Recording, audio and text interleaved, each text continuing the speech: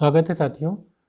GS online में हम लोग दृष्टि क्विक बुक को समराइज़ कर रहे थे। तो इंडियन ज्योग्राफी में आज हम लोग पढ़ेंगे जो उद्योग चैप्टर चल रहा था उसमें टेक्सटाइल इंडस्ट्री के बारे में। तो टेक्सटाइल इंडस्ट्री जो है सबसे प्राचीन उद्योग भी है, संगठित व्यापक है और रोजगार अगर उपलब्ध कराने की बात करें तो कृषि के बाद दूसरा सबसे बड़ा क्षेत्र भी है। तो काफ़ी इम्पोर्टेंट है। देखिए, कॉटन में आपके सूती भी आते हैं, रेशमी भी आते हैं, ऊनी और जूट।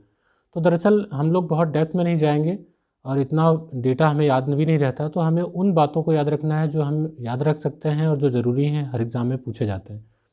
प्रोडक्शन को लेके बहुत मैं फोकस नहीं करूँगा क्योंकि वो मैंने आपसे कहा है कि आर्थिकी आती है पर ईयर या ईयर बुक, वहाँ से आप उसको देख सकते हैं। तो सूती वस्त्र उद्योग की सबसे पहले बात करते हैं, कॉटन टेक्सटाइल इंडस्ट्री की।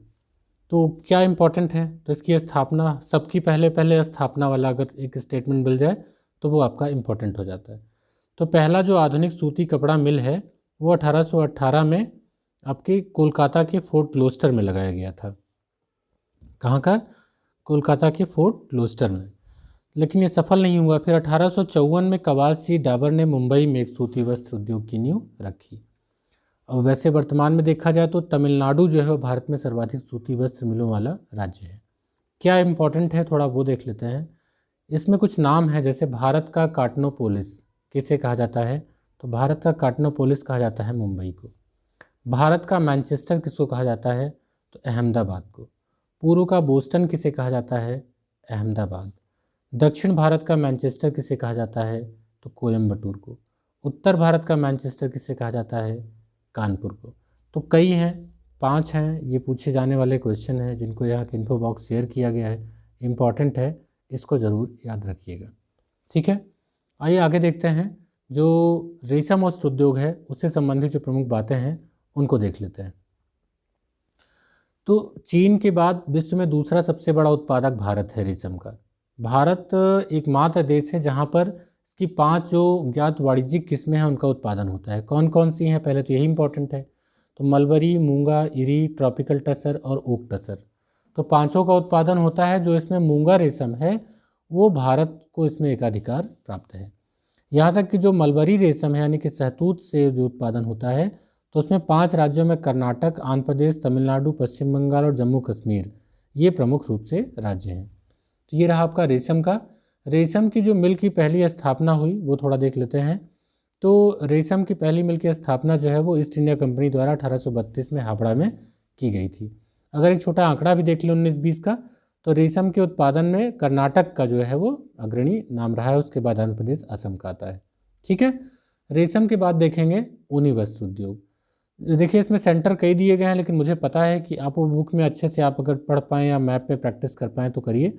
मैं अभी आपको कितना भी पढ़ाऊँगा वो आपको ऐसे याद नहीं होगा। ठीक है, तो जो इंपॉर्टेंट फैक्ट है मैं उन्हीं को आपको रिवाइज कराऊंगा ताकि आपको अच्छे से वो याद रहें।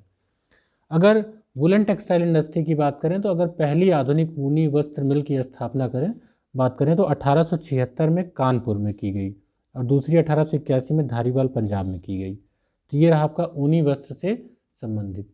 इसके बाद देखते हैं जूट उद्योग। तो जूट उद्योग में जो इम्पोर्टेंट है कि पश्चिम बंगाल जो है आपका वो सर्वप्रमुख राज्य है जूट उद्योग का। उत्पादन के मामले में देखा जाए तो भारत का विश्व में पहला स्थान है जूट में या जूट से निर्मित वस्तुओं के उत्पादन में। भारत विश्व का दूसरा सबसे बड़ा निर्यातक भी है जूट का। अगर इसके कारखानों की बात करें तो इसका जो पहला जूट कारखाना है वो जॉर्ज ऑकलैंड द्वारा सन 1855 में रिसरा, कोलकाता के में स्थापित किया गया था। तो ये क्वेश्चन पूछा गया है, रिसरा कई बार पूछा गया है, अब प्रैक्टिस सेट में देख चुके होंगे, तो इसलिए ये इंपॉर्टेंट है। थोड़ा एक इंपॉर्टेंट बात ये भी है कि पश्चिम बंगाल पहला है तो दूसरा कौन सा है? तो बिहार देश में दूसरा सर्वाधिक जूट का उत्पादन करने वाला राज्य है। तो ये रहा आपका इम्पॉर्टेंट जो आपके जूट से है वो। अब थोड़ा सा इम्पॉर्टेंट जो इन्फो बॉक्स शेयर किया गया उसको देखते हैं क्योंकि यहाँ से क्वेश्चन बनते हैं। तो पश्मीना ऊन की बात करें तो पश्मीना ऊन की प्राप्ति किससे होती है? तो पश्मीना ऊन की प्राप्ति होती है बकरी से। अंगोरा ऊन की प्राप्ति किससे होती है? खरगोश से। भारत का प्रथम आधुनिक ऊन कारखाना स्थापित किया गया है कहाँ पर? कानपुर में। ऊन का सर्वाधिक उत्पादक राज्य है राजस्थान। रेशम का सर्वाधिक उत्पादक राज्य है कर्नाटक। आपसे क्वेश्चन पूछूं कि ऊन का हाईएस्ट प्रोडक्शन कहाँ होता है, किस स्टेट में? तो राजस्थान का। ऊन का राजस्थान का। रेशम की बात करें तो कर्नाटक। जूट की बात करें तो पश्चिम बंगाल। तो टेक्सटाइल में ना आप ऐसे ही याद कर लीजिए, ऊन राजस्थान, रेशम कर्नाटक, जूट पश्चिम बंगाल। संस्थान की बात करें तो केंद्रीय रेशम अनुसंधान एवं प्रशिक्षण संस्थान जो है वो आपके मैसूर और बरहामपुर में स्थित है। संयुक्त राष्ट्र औद्योगिक विकास संगठन स्थित है वियना में, और अंतर्राष्ट्रीय मानक संगठन स्थित है जिनेवा में। तो ये इंपॉर्टेंट रहे, जो इंपॉर्टेंट इन्फो बॉक्स आपके टेक्सटाइल इंडस्ट्री से हैं, अक्सर कर क्वेश्चन ये पूछे जाते हैं। इनका आप स्क्रीनशॉट एक लेके रख सकते हैं, क्योंकि ये क्वेश्चन अक्सर कर आपसे पूछे जाएंगे और ये बहुत इंपॉर्टेंट हो जाते हैं। इसके बाद एग्रीकल्चर से जुड़ा हुआ दूसरा इंडस्ट्री हम लोग पढ़ेंगे, शुगर इंडस्ट्री। तो चूंकि ये भार ह्रासी उद्योग है, इसका क्या मतलब होता है? भार ह्रासी उद्योग का मतलब इसका जो कच्चा माल होगा काफ़ी भारी होगा, है ना। तो जो गन्ना उत्पादक क्षेत्र होंगे उन्हीं के निकट इनको स्थापित किया जाए, क्योंकि दूर तक ले जाएंगे तो एक तो उसकी गुणवत्ता घटेगी, सूख जाएगा, और दूसरा ये है कि उसको ले जाने में बहुत ज़्यादा खर्च हो जाएगा, तो उसका कॉस्ट प्राइस जो है वो बढ़ जाएगा। तो चीनी के उत्पादन में अगर देखें तो ब्राज़ील के बाद भारत दूसरे नंबर पर है।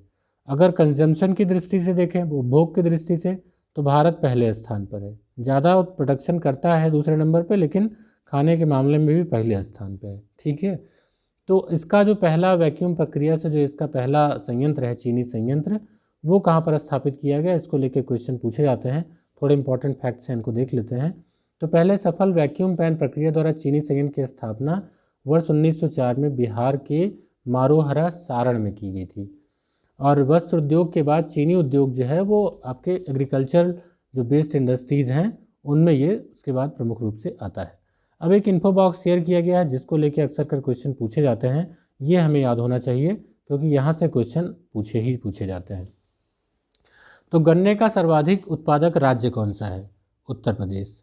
गन्ने का सर्वाधिक प्रति हेक्टेयर उत्पादकता वाला राज्य कौन सा है? तमिलनाडु। मोस्ट इंपॉर्टेंट है, यानी कि जब पर हेक्टेयर प्रोडक्शन पूछा जाए तो तमिलनाडु होगा टॉप पे, कि 1 हेक्टेयर में यूपी में बोया जाए, 1 हेक्टेयर में तमिलनाडु में बोया जाए, तो कहाँ ज़्यादा होगा? तमिलनाडु में। ठीक है।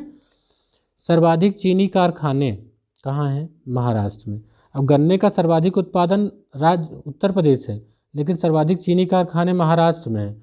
तो जलवायु भी एक कारण है, कुछ उनको राजनीतिक मुद्दे भी हैं, कुछ ऐसे हैं, और कुछ आदर्श स्थितियाँ भी हैं जिनकी वजह से महाराष्ट्र में उनका संकेंद्रण पाया जाता है। गन्ना उत्पादन के लिए सर्वाधिक आदर्श जलवायु क्षेत्र कहाँ है? तो दक्षिण भारत में है। विश्व में चीनी उत्पादक अग्रणी देश देखिए, तो सबसे ज़्यादा चीनी का उत्पादन कहाँ है? ब्राज़ील में, उसके बाद भारत, फिर यूरोपीय यूनियन, उसके बाद थाईलैंड, फिर चीन, फिर यूएसए। ये रहा अवरोही क्रम, सबसे अधिक के बाद कम होते हुए। भारत में सर्वाधिक चीनी का उत्पादन कहाँ होता है? तो जब इसकी बात आए तो ये आपका यूपी है, उसके बाद महाराष्ट्र। तो ये आपका शुगर इंडस्ट्री से रहा, जो इम्पोर्टेंट फैक्ट है यहाँ पर शेयर किया गया है। तो ऐसे ही छोटे छोटे जो फैक्ट हैं इसको हम लोग ऐसे पढ़ेंगे। अपने अगले वीडियो में हम लोग पढ़ने वाले हैं इंजीनियरिंग इंडस्ट्री। एक्चुअली इसमें हम लोग कई पार्ट में करके पढ़ेंगे, मशीनरी, विद्युत उपकरण, मोटर गाड़ी उद्योग। तो इसमें भी इंपॉर्टेंट फैक्ट्स ही केवल देखेंगे, ताकि आपका कम समय में जल्दी से जल्दी इंपॉर्टेंट फैक्ट रिवाइज हो जाए। तो मिलते हैं अपने अगले वीडियो में इंजीनियरिंग इंडस्ट्री के साथ, तब तक के लिए गुड बाय।